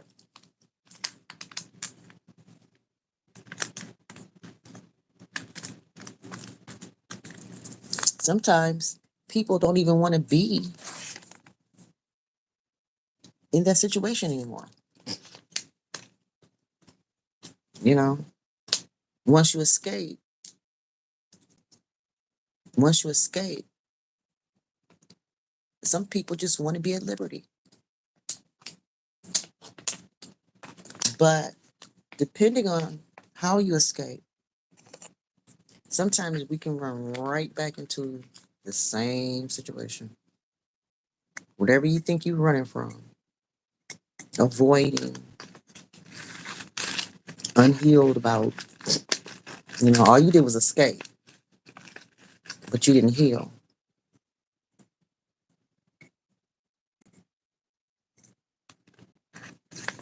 And now, your escape team, escape partner, buddies, they're attached. And they have demands and they, are manipulating things, forcing things. Because guess what? You're in debt to them. You owe them. When that person didn't want you, I was here. When she or he was doing this, that, and the other, I was the one here cleaning up and picking up that paycheck. I'm the one to help fix your mess, your life after that. And that person make you feel like you owe them your life because they helped you. What? Mm. Hmm.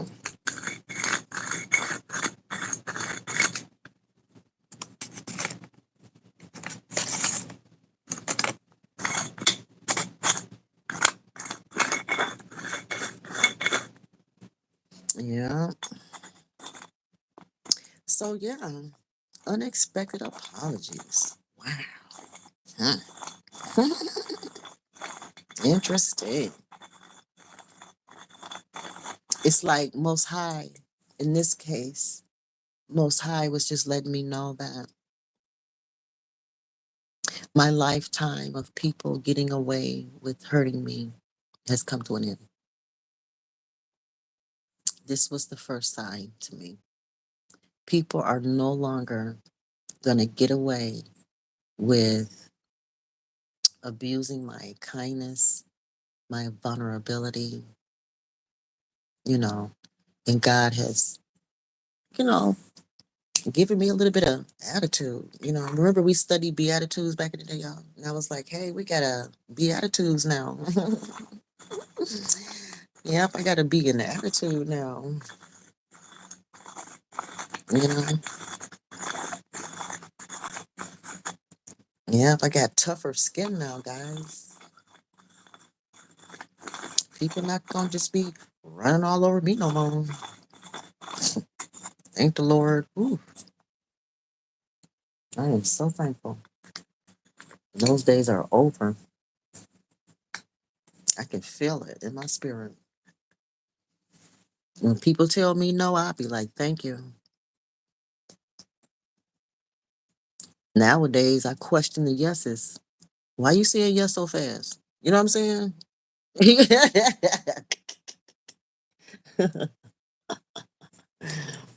You know? But okay, guys, I just want to share that. 2 hours worth of whatever that is. Wow, that's a lot. I just can't believe I'm live so much. What the heck? Why? It don't matter. Just go with it. I'm just going with it. Just going with it. This is all in God's hands. I have no control. I'm not complaining. I'm not complaining. I actually like it because I recognize clearly now that this is not me. This is not me. I'm being used. Yeah, I'm being used. It's my body, my face, my words, my voice or whatever. But it's not me doing this work. I feel better knowing that it's not just me doing this work. This is definitely God doing this work. And it may come off all edgy and raw and hood and, you know, fine. Okay. I'm not traditional. I'm not the traditional, usual leader, spiritual guide. I'm not typical.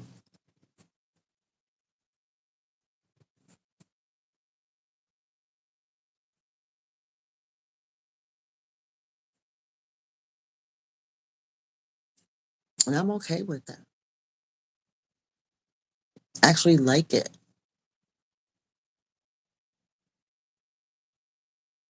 And as long as I'm not legally bound to just one person, then I don't have to risk losing this ever again. I don't have to risk losing me again, overextending myself again. As long as I stay to myself, stay committed to me, then I don't have to worry about losing myself to anybody else. Or I don't have to worry about people just walking off with my essence without asking. Just take it and go. On here, I freely give. I freely give. On here, anything on here, take it and go, guys. Go. Do it. Just remember me, that's all. Remember where you got it from. That's all I ask. Honor me. Acknowledge me. Remember where you got your ideas from. Bless me back. Be fair. Let's have a residual relationship. you know, reciprocal, residual, ongoing, beneficial relationship. If I can get this with like two, three, four, five, six, 7,000 unlimited amount of people just online, have a kind of reciprocal relationship where you bless me, I bless you back. We just keep blessing each other. Because for whatever reason, I have a lot of business ideas. I can't do them. I can't do all these business ideas that God gives me.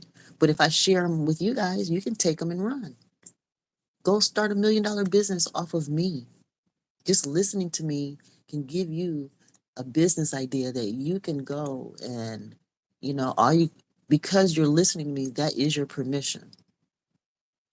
See, I'm not going to be in romantic relationships anymore because I noticed that my romantic partners take my business ideas and they get rich off of my ideas. And I'm not rich. I don't have money. But people take my ideas and get rich. It has happened my whole life. So, on my channel, take these business ideas and go. You have permission. So I'm not going to be in relationships no more because I don't want to tempt people to be in relationships with me just to milk me and then find themselves in some type of guilty situation. So it's best that I just don't have relationships with people and just be free to everybody. You know what I mean? That way, no one, if I'm not committed to you, if we're not in a relationship, then you can't cheat me. I can't cheat you. Not in a relationship way.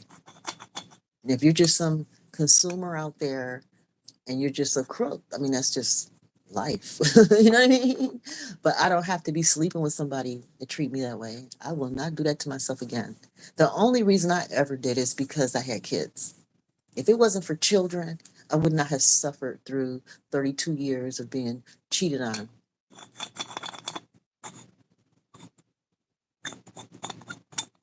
The unwanted woman. But Most High told me to do it, and I did. So, you know, he can help me feel better about it. Because when Most High, when he's the one that used you, even if you end up getting a little beat up and hurt, he can handle it. Most High can handle it. He's good to his soldiers. I will say that. Most High is good to his soldiers. And I've been a soldier who has worked for him my whole life. He has sent me into some of the most, whew, into some battlegrounds that were, I just didn't know if I was going to come out.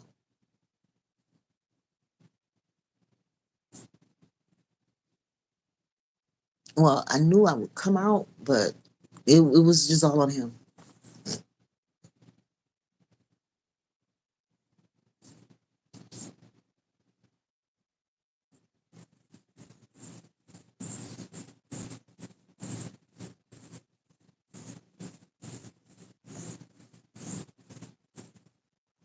The swampy waters of marriage. Swampy waters of marriage.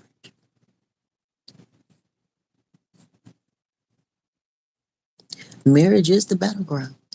That is the battleground. Parenting, family life, that is the battleground of life.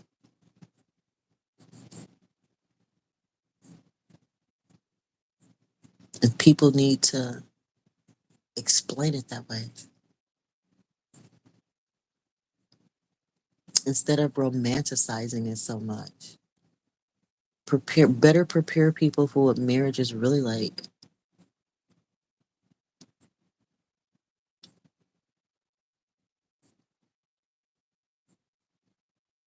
Tell people the truth. Marriage is a battlefield and it is a war ground. And you are recruited as a soldier to go in to win together, hopefully. But most cases, it's to win against each other.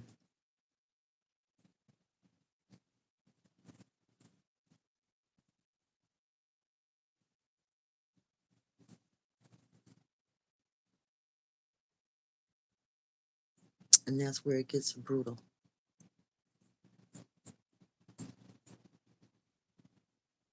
And bloody, evil, destructive.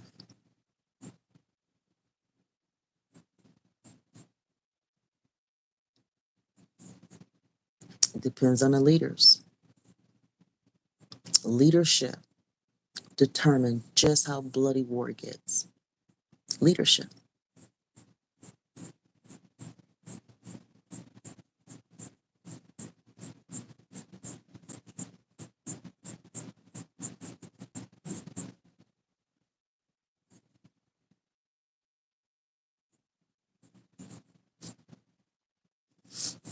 All right, guys, be prepared.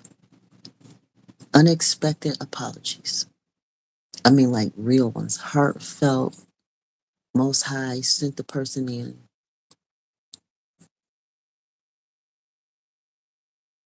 Be ready to receive. Have compassion. Use discernment. Either this is closure and over forever, or the unexpected apology could lead to a new beginning.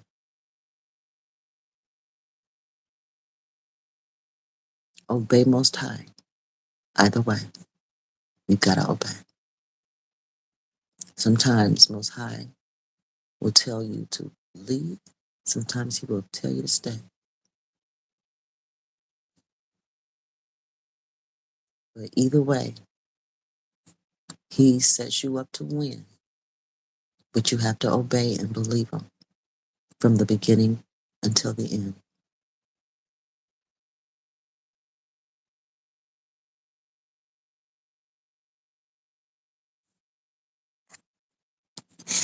Okay, y'all be blessed. I know I keep saying that over and over. And then something else pops, in my mind, in my heart or something. Okay, all right, bye. Love you guys.